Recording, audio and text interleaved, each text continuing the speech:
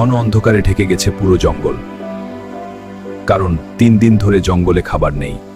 বনের গভীর থেকে ধীরে ধীরে বেরিয়ে আসে বাঘ। দূরে দাঁড়িয়ে থাকা ছোট হরিণছানাটা মায়ের গায়ে লেগে কাঁপছে।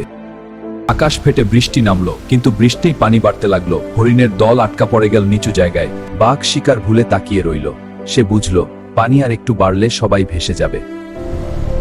তারপর বাঘ লাফ দিল পানির মধ্যে। তার বিশাল শরীর দিয়ে ছোট হরিণছানাটাকে ঠেলে উঁচু জমিতে তুলল। হরিণের মা বিস্ময়ে তাকিয়ে আছে। যে প্রাণীকে সে সারা জীবন ভয় পেয়েছে, আজ সেই তার সন্তানের জীবন বাঁচাচ্ছে। পানি থামলো, ঝড় কমলো, সবাই নিরাপদ। বাঘের ক্ষুধা এখনো আছে, কিন্তু চোখ আর রক্তচক্ষু নেই। আজ তুমি শিকারী নও, তুমি রক্ষক। খাওয়ার কষ্ট আমাকে হিংস্র করে, কিন্তু বিপদ আমাকে মনে করায় আমরা সবাই একই জঙ্গলের সন্তান। সেই রাতের পর জঙ্গলে একটা কথা ছড়িয়ে পড়ল, ভয়ের চেয়েও বড় হলো মানবতা। বন্ধুরা, ভিডিওটি ভালো লাগলে বাংলা ফান চ্যানেলটি সাবস্ক্রাইব করে পাশেই থাকুন। ধন্যবাদ।